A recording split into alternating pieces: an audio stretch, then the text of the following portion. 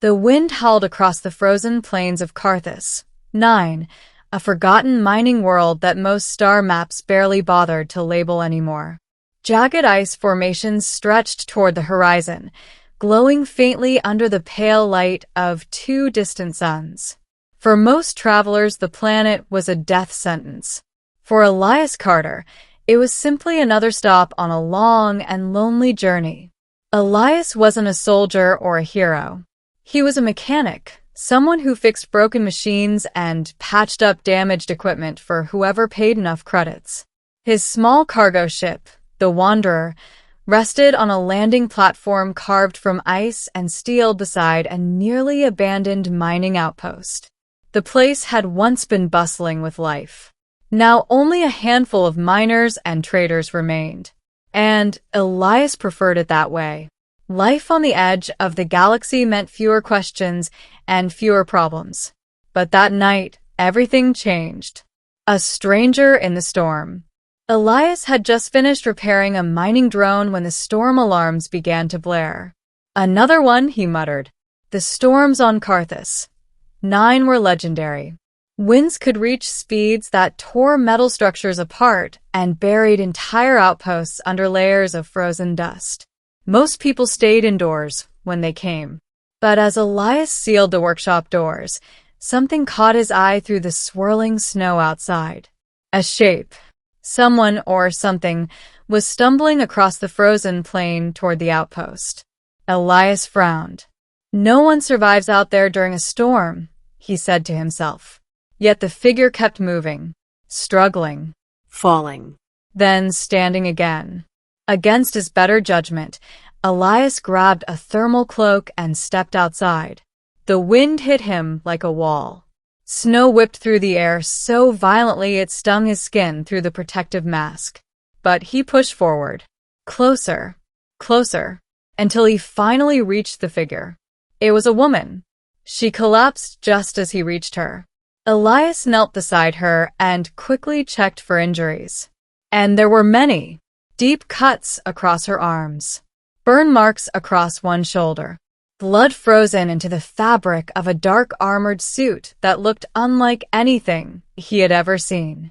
"Who did this to you?" he whispered. The woman didn't answer. She was unconscious, and if Elias left her there, she would be dead within minutes. So he lifted her into his arms and carried her back toward the outpost. The quiet treatment. Inside his workshop, Elias laid her carefully on a medical cot. The heating units hummed to life as he removed the damaged pieces of her armor. Up close, he noticed something strange. The armor wasn't human design. It was alien technology, sleek, black, and engraved with glowing silver symbols. Great, Elias sighed. Just what I needed. Helping strangers was one thing. Helping mysterious alien warriors was usually the beginning of trouble. Still, he couldn't leave her untreated. He cleaned the wounds, sterilized the cuts, and sealed them with medical gel. Hours passed in silence as the storm outside raged like an angry god. Eventually, the woman stirred. Her eyes opened slowly. They glowed faintly silver. Not human. She studied him carefully. "You helped me," she said, her voice weak but steady. "Yeah," Elias replied casually while adjusting a bandage. "You were bleeding all over the snow. Figured that wasn't good for your health." She watched him with quiet curiosity. "Do you know who I am?" "Nope. You did not ask." Elias shrugged. "Didn't seem polite while you were half dead." For a moment, the woman simply stared at him. Then something surprising happened. She smiled. Just a little. A dangerous truth. The next day, the storm had passed. Elias stepped outside to check the landing pad. That's when he heard the sound. Engines. Not one ship. Many. He looked up just as massive black starships descended through the clouds. Warships. At least a dozen of them. Elias's stomach dropped. Okay, that's definitely not normal.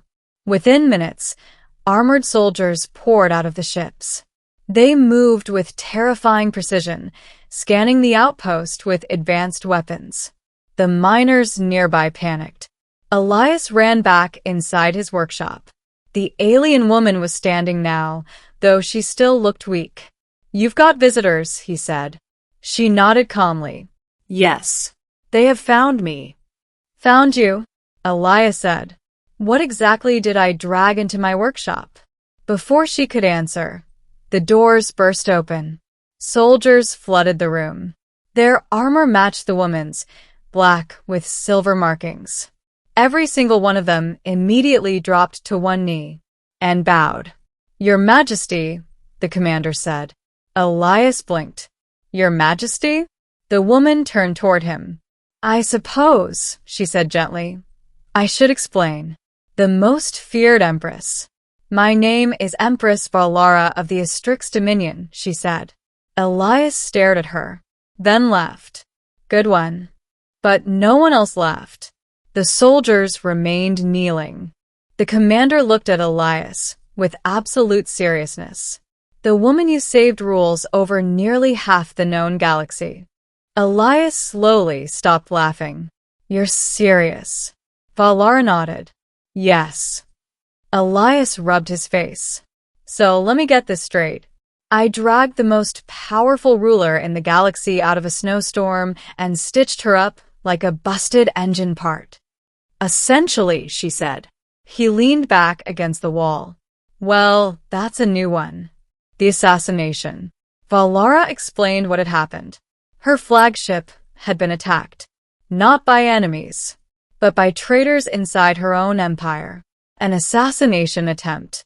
Her escape shuttle had been shot down over Carthus, 9. She had barely survived the crash. "The assassins believed the storm would finish the job," she said quietly. "But instead," Elias said, "you found a mechanic." "Yes." She looked at him with an unreadable expression. "And that saved my life." A strange friendship. The soldiers secured the outpost while Vaelara remained inside Elias's workshop to recover. Days passed. During that time, something unusual happened. The most feared ruler in the galaxy spent hours simply talking with a human mechanic. Elias didn't treat her like royalty. He complained about broken engines, told stories about ridiculous clients, argued with her about the terrible design of certain alien ship components.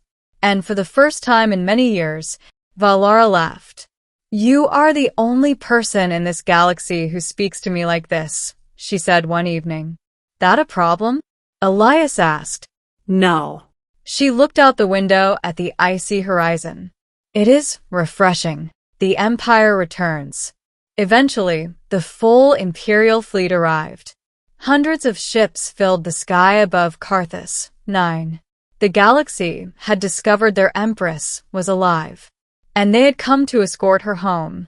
Before she left, Vaelara stood beside Elias near the landing pad. "I owe you my life," she said. "Yeah, well," Elias replied, "try not to crash on frozen planets again." She smiled. "You saved the ruler of the Astrix Dominion. Do you know what most people would ask for in return?"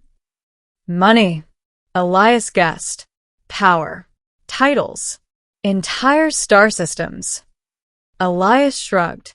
"I'm good." Vaelara tilted her head. "You truly want nothing?" He thought for a moment. "Actually, I do have one request." Her guard stiffened. "And what is that?" Elias gestured toward his ship. "My engine keeps overheating during long jumps. If your empire builds warships, I'm guessing you've got better cooling systems." For a moment the soldiers looked horrified, but Vaelara burst out laughing. A genuine, unrestrained laugh that echoed across the frozen outpost. "Done," she said. "A promise." Hours later, the Imperial fleet prepared to depart. Before boarding her ship, Vaelara turned back one last time. "Elias Carter," she said. He looked up from tightening a bolt on his ship. "Yes, Your Majesty? You may call me Vaelara." "All right, Vaelara." She studied him for a long moment, In a galaxy filled with fear, ambition, and betrayal, you helped a stranger simply because she was wounded. Elias shrugged. Seemed like the right thing to do. The Empress nodded slowly. And that, she said softly, is why humanity will one day become one of the most important species in the galaxy. Then she stepped onto her ship. The fleet rose into the sky like a storm of stars. And within minutes, they were gone. The legend begins. Weeks later, stories began spreading across the galaxy. Stories about a human mechanic on a frozen mining world. A man who had unknowingly saved the most feared empress alive. Most people believed the stories were exaggerated, impossible, but deep within the Astrix imperial archives, one record remained permanently sealed. A personal message written by Empress Vaelara herself. It read, "On the world of Carthus, 9. I met a human who did not fear my power or desire my throne. He simply saved my life. If the future of the galaxy belongs to beings like him, then perhaps it is a future worth protecting." And somewhere out in deep space, Elias Carter flew his repaired ship through the stars, still fixing broken engines, still minding his own business, and completely unaware that the most powerful ruler in the galaxy now considered him a friend.